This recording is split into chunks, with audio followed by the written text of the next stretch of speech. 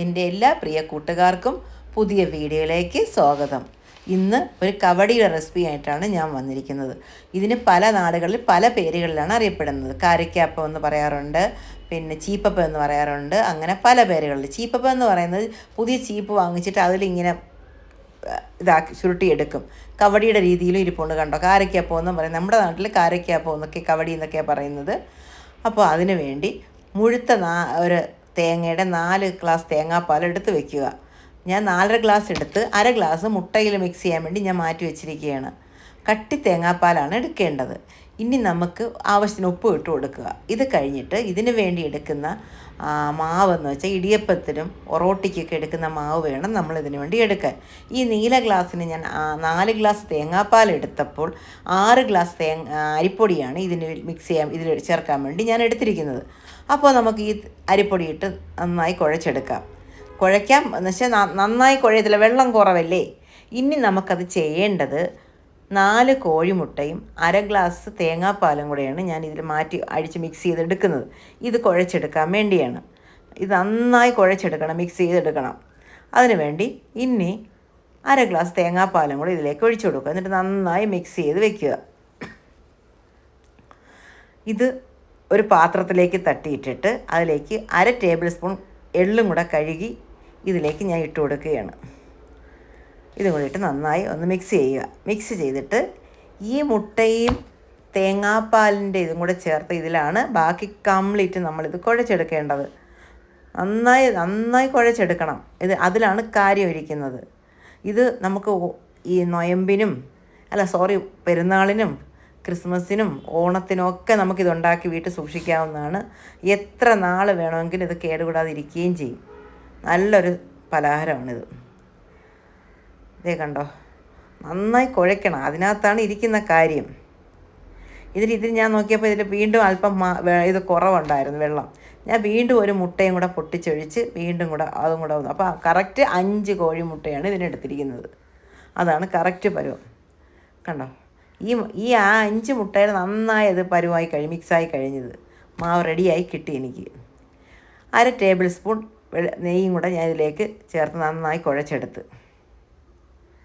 ഇനി ഞാൻ ഇതിനെടുത്തിരിക്കുന്നത്, എനിക്ക് ചീപ്പൊന്നുമില്ല, അതുകൊണ്ട് ഞാൻ വാഴയുടെ കൈയില്ലേ അത് 2ആയിട്ട് മുറിച്ചെടുത്തിട്ട് അതിനകത്താണ് ഈ മാവ് ഇങ്ങനെ ചുരുട്ടിയിടുക. ഇത് കണ്ടു കഴിഞ്ഞാൽ കവടിയുടെ ഒരു ലക്ഷണം കണ്ടില്ലേ, ഇതുപോലെ ഇരിപ്പുണ്ട്.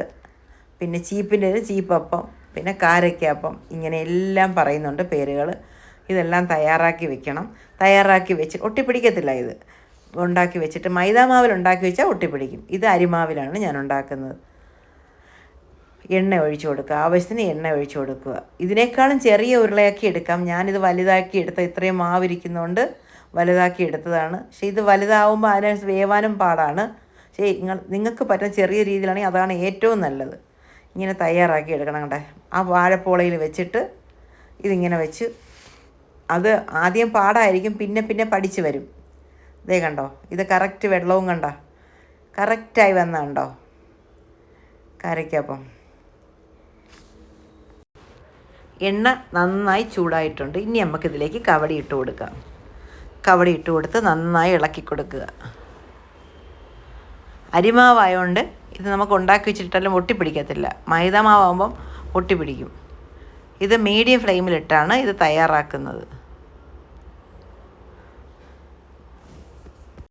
ഇതേ കറക്റ്റ് പരുവായി വരുന്നുണ്ട്. ഇത് ചെറിയ ബോൾസാക്കി നമുക്ക് ഉണ്ടാക്കാമെങ്കിൽ അതാണ് ഏറ്റവും നല്ലത്. ഞാൻ എളുപ്പത്തിന് വേണ്ടി ഒരുപാട് മാവുള്ളതുകൊണ്ട് ഞാൻ വലിയ ബോൾസാക്കിയാണ് ഉണ്ടാക്കിയത്.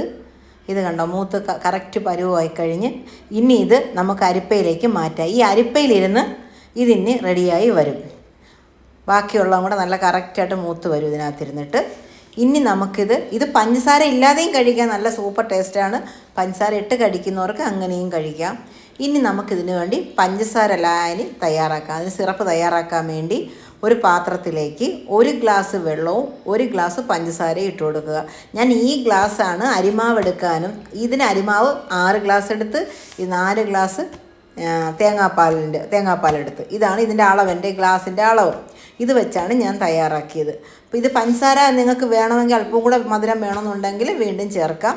എനിക്ക് ഇത് മതി. അതുകൊണ്ട് ഇത് തയ്യാറായി കഴിഞ്ഞ് ഇനി ഇതിലേക്ക് നമുക്ക് ഈ കവടി ഇട്ട് കൊടുക്കുക. നന്നായി ഇളക്കി കൊടുക്കുക.